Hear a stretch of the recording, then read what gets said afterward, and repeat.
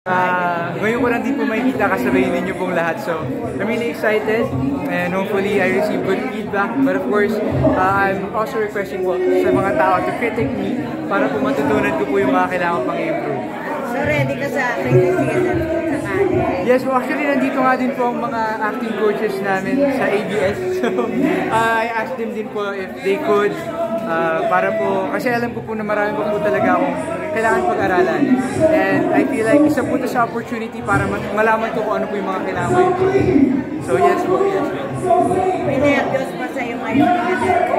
Feel ko hindi naman po siya mawawala, pero nandun po siya, hindi ko lang po siya napapansin since I'm really excited. Because of the excitement ko, hindi ko po siya gano'n ramdam as of right now. Maybe pagka na-excite na po talaga, saka ko po maramdaman. After ipalabas yung movie yun, mararamdaman mo. Baka ako po maramdaman yung pressure and kaba. Pero anong expectations mo ngayon? Ako po, I know po na talagang everyone put in a lot of effort for this. And gusto ko po, I'm expecting po to see the labor of our, like the fruit of our labor. So yung pinaghirapan po namin, yung effort po na pinut in namin as actors, as the production, kila direct po. And of course, thankful po ako sa producers namin for this. Bakit nagtagal lang yung showing? Kasi last year pa doon. Actually, yun nga po, naabutan po kasi kami ng bagyo while we were shooting When Magic Hurts nung first month po namin shooting it. Inabutan po kami ng bagyo, so yung flowers po kasi is very essential to this movie. Isa po sa gusto namin ipakita dito is yung ganda ng atok. So nung nawala po yung flowers, we had to wait for them to grow. Then bumalik po kami to shoot again. Then kaya ngayon lang po kami nakapag-start. Ayan, yan na po si Yunti. Lalapitan mo ba? Lapitan mo muna if you want. Ay.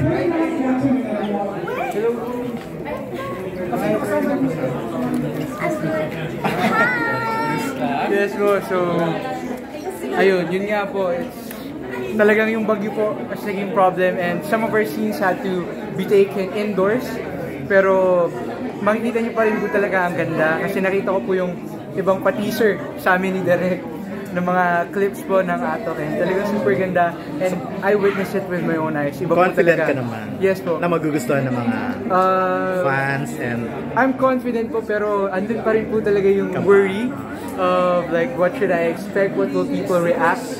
So I'm hoping po that positive naman po ang maging reaction nila, hopefully. Kasi this, well, parang first big ano po talaga movie na dito ito po ang first lead na movie ko, so it's really exciting. Sa Genius Scenes po kasi before I was also a lead pero marami po kami, so dito po yung talaga parang make or break ba sa'yo to? Make or break ba? Yung hindi naman po, hindi po. I'm really determined po para sa career ko na to. If ever po na it is, I'll probably eventually end up coming back. Feel ko po kasi I've been really feeling attached to acting dito po sa industry. Yes po, yes po. I'm also hoping po na magtuloy-tuloy. Sana po, sana. So, what's next after this? I'm currently doing teleserye po. Hindi po ako lead pero I'm part of the cast of Pamilya Sagrado. Together with Papa P, Kyle Chari. So I'm working with a lot of really talented people po apart from the people I've worked here as well.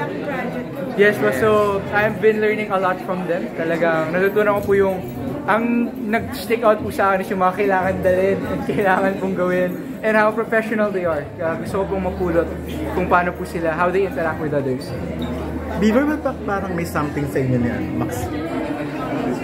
Siguro po, yun po yung lumilitaw yung closeness namin since kami po ni Mutya were been very close even before the movie.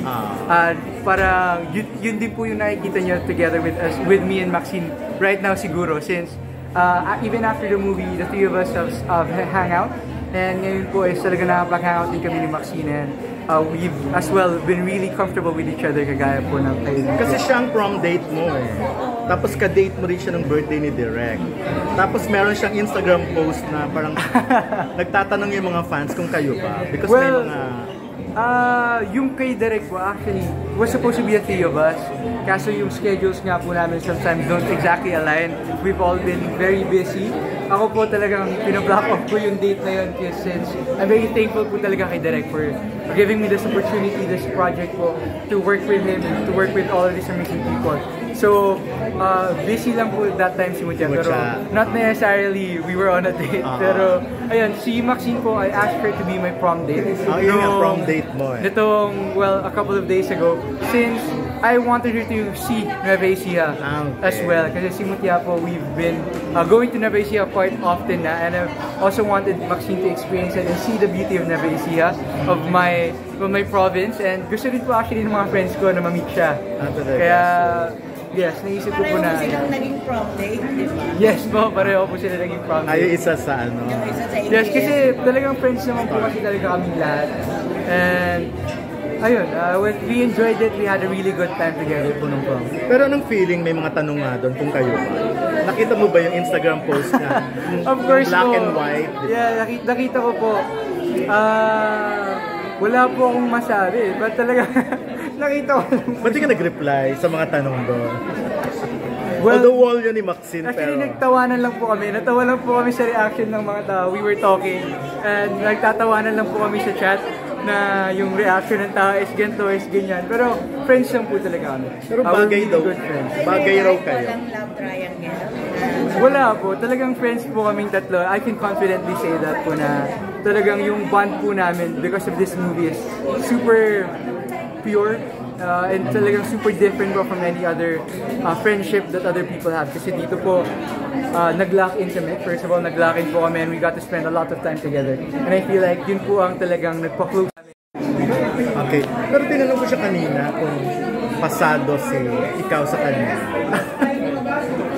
Like physically and all that attitude. Oo daw. At nag-exceed pa nga daw. Well, honestly, sa akin naman din po, honestly, both of them are. Ako doon po kasi talaga, I'm not rushing anything. Hindi po ako nagmamadali sa relationship. I'm not trying to get in a relationship right now. If dadating po siya, if I do fall in love with someone, then I do po. Pero I'm not looking for it. I'm not trying to fall in love. Pero if I do, well, who knows po kung sino yun. I don't know. I don't know what to expect din po sa magiging mararamdaman ko or what happens in the future. Talagang it's really up to the future po. Pero if ever pala, nung parehas kang first time, first girlfriend mo siya, first boyfriend, if ever lang If ever. Naging girlfriend pala. Yes po, Wala pa. I've Siya been din, si single Maxine since din, birth. wala Yes, pa. yes. Opo. So, yeah, first po, if ever. Pinagpapawisan siya doon. Mainit po kasi.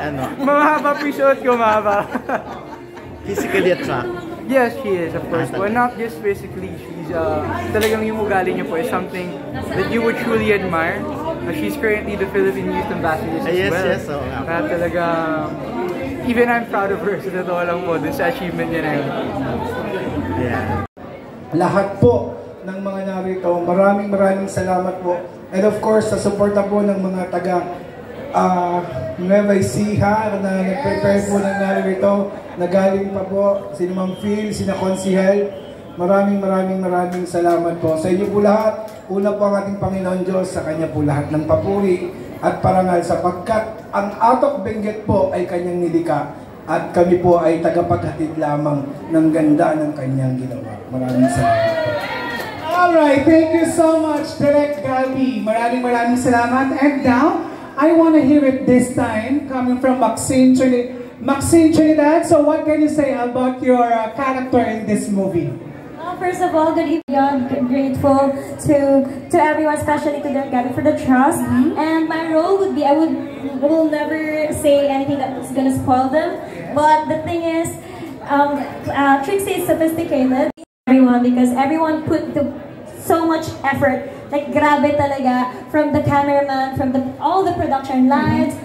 Like credits to all of them. Wala naman po kami dito, kundi dahil po sa likod ng camera. At pagpapuri po din po sa kanila. Thank you so much po. Alright, thank you so much, Trixie, Maxine Trinidad. And now, it's time to hear from Olivia. Ladies and gentlemen, give it up for Mucha Orquia!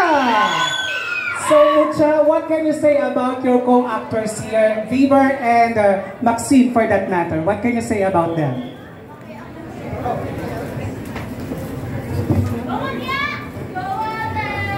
Okay, ako po, super happy ko na mas napalalim yung friendship namin. Super thankful ako kasi andyan sila na sinuportahan ako while doing this film.